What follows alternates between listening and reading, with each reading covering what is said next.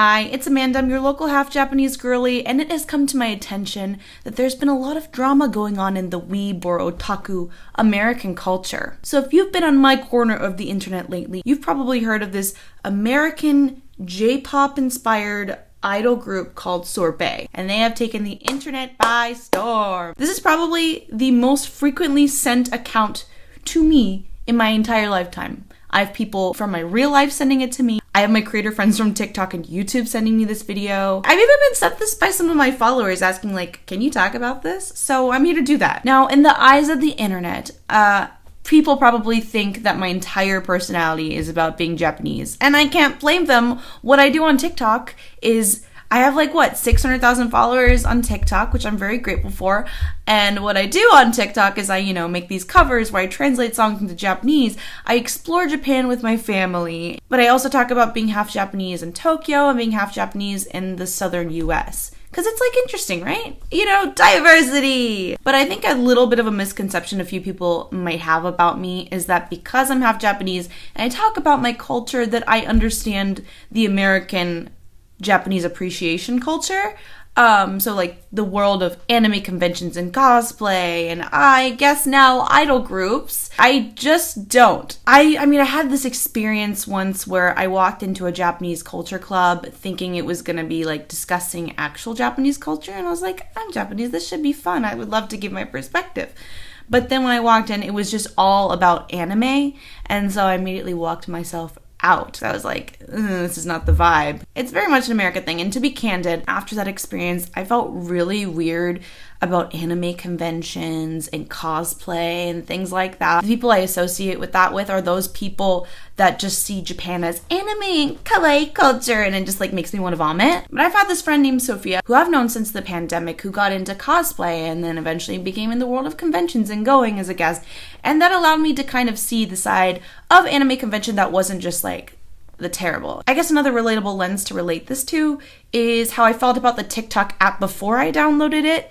I just saw on YouTube and in general pop culture how TikTok was just a bunch of stupid dancing teens lip syncing. It felt like it was giving MagCon vibe. But then I downloaded the app during the pandemic and I realized, wow, this is actually a really cool creative community. Kind of like that, with more hesitation, trying to be supportive of the people who are supportive of my culture.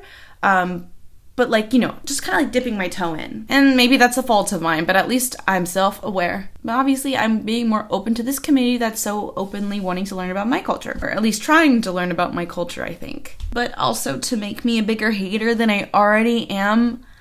My entire life, I have hated idol groups in Japan. Popular media was AKB48. I'm just sick of the way that my culture in Japan has taken these childlike appearances, gestures, and voices and sexualized that and have men foaming at the mouth for it.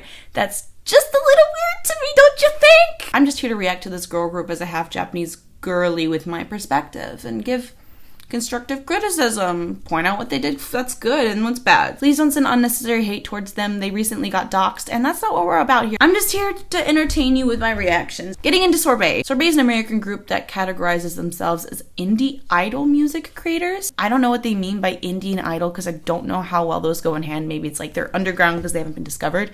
Not sure. Consisting of Ash, Barry, and Alice. They seem to be heavily inspired by that hyper feminine and cute idol aesthetic. But they've been posting on TikTok to create hype because they were going to be debuting at what I believe is an anime convention with new music. However, if you scroll through their account, there's no music. Nothing wrong with this, of course. They're just dancing and doing lip syncing, which there's nothing wrong with that. Hell, I love drag queens more than I love myself. And I know this very specific Americanized idol niche is a community I don't get because I'm not the foreigner enjoying my culture. I'm a Japanese person enjoying my own culture from Japan and normal life outside of anime and stuff. But I can see this from a musician standpoint. Wouldn't a music group, specifically idols that sing, need to showcase their vocal talents in order to gain a fan base for their vocal talents and music? Or at least give sneak bits of your song. Everyone in the music business is doing it, whether the artists like it or not.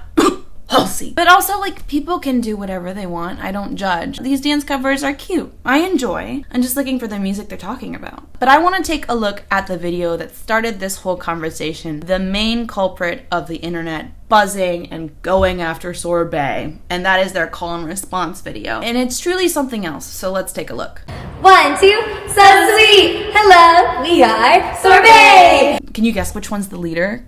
Because it's definitely not the ones that look like they're being held there at gunpoint. We are an idol group based in California, and today we wanted to teach you guys our call and responses.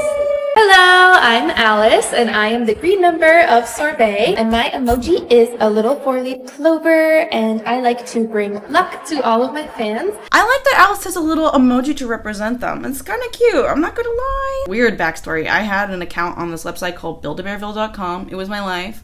Me and my best friend from elementary school, Hallie, we would literally go on there and play every day with each other. It was one of those virtual worlds. And my username was Amanda 4-Leaf Clover 664. So, you know what? I'm all about the 4-leaf clovers here and being lucky. So for my call and response, I sort of incorporate that. It's pretty simple. Basically, I'm just gonna go lucky, lucky, and then all together go Alice. Ready? Lucky, lucky, Alice! Thank you! Hi guys, I'm Ash. I'm the red member of SORB3T. I'm going to teach you guys my call and response. Actually, Ash may be my bias. Ash seems the most chill, normal, and like in bachelor terms, there for like the right reasons kind of girl. Let's see. So mine is based off my Oshi mark, which is the red dragon mahjong tile. And quick history lesson of my call and response includes 2 moves from mahjong, Hon and Kan. Hon is a 3 of a kind, which represents SORB3T as a trio, and then Kan is a 4 of a kind, which represents SORB3T, and as well as you guys. So mine's pretty long. Okay, this one's really cool. It's like actually using historical context. It's telling a story. Like, I dig this one. Bear with me. It's gonna go clap, clap, Hon, plump, clap, clap, Kan, clap, clap, clap, and then I'm gonna call Sumo, which is a winning move in mahjong. And then I'm gonna go, it's my victory. All right, ready? 1, 2, Bon, bon, Kan, kan, Sumo, watashi no kachi. Thank you. Hers was long. Definitely for the more hardcore stands, but I may be a more hardcore Ash stan, so like I can deal with it. Everyone, my name is Barry, and I'm the leader and pink member of SORB3T. She definitely has the idol personality. I can't lie. You know, this girl is definitely the president of her Japanese culture club. So I'm going to teach you my call and response. So I start out by saying, strawberry, and then you repeat back, blueberry. And when I ask, who's everyone's sweet idol, you're going to say, Betty-chan. Are you ready? Strawberry, blueberry, Mina no amai idol wa. Oh, the Japanese was a jump scare. I was not expecting it. I mean, the pronunciation is like fine. I just was not expecting. Well, I guess I should have been if she was going strawberry. Let's just keep going. Betty-chan. Hi, Betty desu. Oh God, sorry. This is just a general thing that gives me the ick. And when they go, yes, you. Oh, only Hello Kitty has the authority to do that. So the internet is currently in a stir because she said the word strawberry in a Japanese accent. And how that's racist because you're just trying to be a Japanese person by talking like how they would in English. I'm gonna go out on a limb here and assume that the people saying that don't speak Japanese. Like, I get it, this is a weird pill to swallow, but in her defense, the word strawberry is strawberry in Japanese, and her entire chant was in Japanese. We're gonna see later that the group actually only does music in English, so her speaking in Japanese for her chant is weird. I think it makes more sense to do the whole thing in Japanese and not just start strawberry, blueberry. And her pronunciation was correct, so I can't really say much in that. But here is my overall take on this drama of them using the Japanese. It's not entirely wrong, but it's definitely cringe. She's definitely the most into it out of the 3, and she seems passionate. So Betty-chan came out after this and released an apology video. Hey everyone, this is Barry. I just wanted to hop on. The voice jump scare always gets me. It's like when you go to the mall in Japan and you go to the super fashionable stores and the workers there have that fake baby voice. Not the voice to like that's higher pitched to get your voice to zoom across like the building. The kind that's meant to be like a kawaii baby voice. So they, And they're like, "and you're like, please, I just want to buy the cute dress and leave. So they go from, and then they come home and they're like, "Tadaima." Like, you know, not their voice. I get it. It's like a character, but it's still funny. It's still funny, okay? Really quick and address my call and response in Sorbet's latest TikTok video. So first off, I just want to start out by saying that I genuinely and wholeheartedly apologize to every single person that I have upset or that I have offended with my call and response. People on the internet say that I'm a weak, sensitive girl, but if I'm not really offended by her specifically speaking in Japanese, I don't think many other Japanese people will be either. I truly did not have any ill intent, but I also understand that I've hurt a lot of people, and for that I am sorry. I, as a white person, have an insane amount of privilege. Not her fault, like she's just being real, but that's just so a funny to me way to... I have an insane amount of privilege. Like, go off, queen! And I will never truly understand the struggles that people of color go through. Okay, that's facts. So, shout out Barry. Facts. And I did not mean to undermine or ignore or disregard any of those struggles. And I am sorry. Now, I did want to give some background on my call and response and explain why it was the way it was. The reason why my call and response is in Japanese, despite Sorbet releasing music in English, is because when I eventually have my own tracks, I plan to release solo music almost exclusively in Japanese. When she has her own tracks, Sorbet doesn't even have any tracks out right now. And her solo career has to be, if they're successful, at least like a couple years in the future. No one plans this far in advance other than Taylor Swift. And Taylor Swift wasn't planning this hardcore before her debut. So, I believe you. And I figured that since I'm the same person, whether I'm solo or in a group, that I could use the same call and response in both instances. Also, my boyfriend, who is Japanese... No! No! Why did I not see this coming? Why did I not see this one? I should have seen this one coming. Sorry, that's funny. Sorry. She pulled the card. That's the culture she found in the club for sure. We peeled back a new layer to this onion. It's always just really weird when the people that are that obsessed with Japanese culture date the Japanese person. It's a little sus, but I'll try to give her the benefit of the doubt. Unintentionally came up with part of my call and response.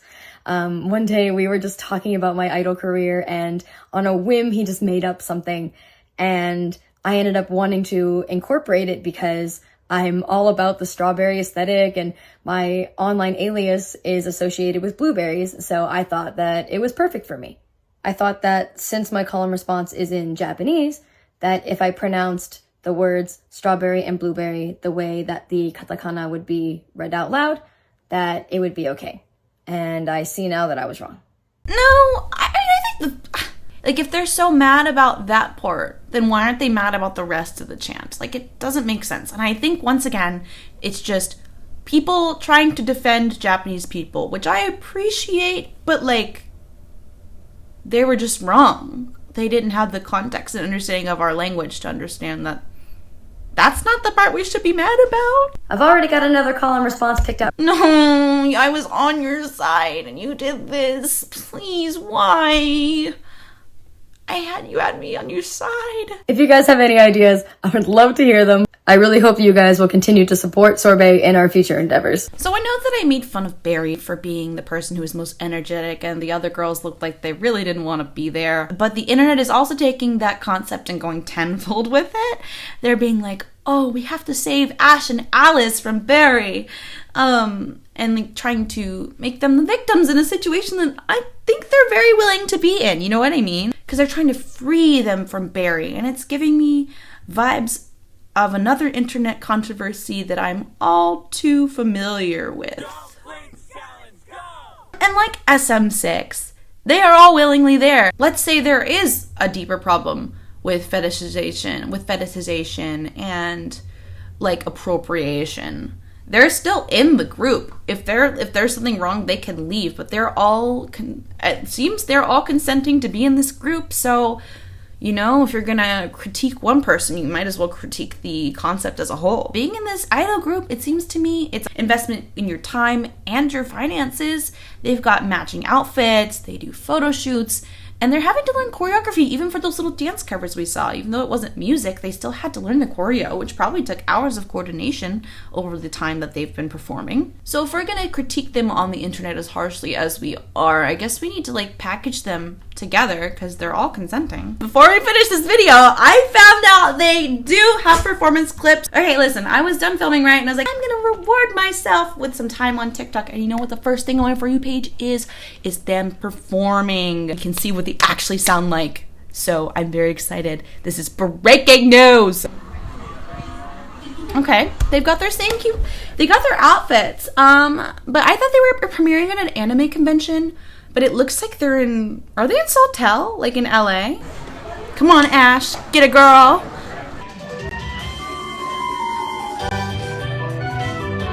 I don't know how many of y'all are gonna understand what I mean by this, but those who do will understand what I mean. The instrumental sounds like when Daiso plays music, because they'll take like Japanese top 40 and they'll take the instrumental and they change it so they have their own version of it, so it's cheaper to, I guess, license / play in the store. They're like cheapened instrumental covers of like Japanese top 40, and that is what the instrumental sounds like to me. Like, I mean, nothing wrong with that. I always vibe with the Daiso music in the store, but it just reminded me of that. Okay, Alice.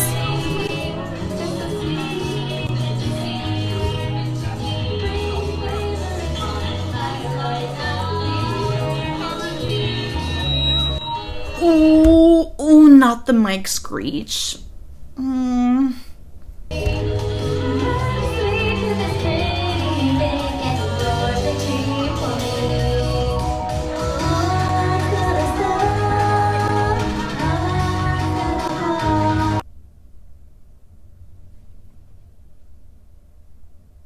Maybe they have potential. Maybe they could just workshop it a bit, yeah. Anyway. I hope they can grow. But on an end note, I want to see that their most recent post has been announcing that they've been doxxed, which is entirely not cool. We see something online, we cringe at it, we hate it.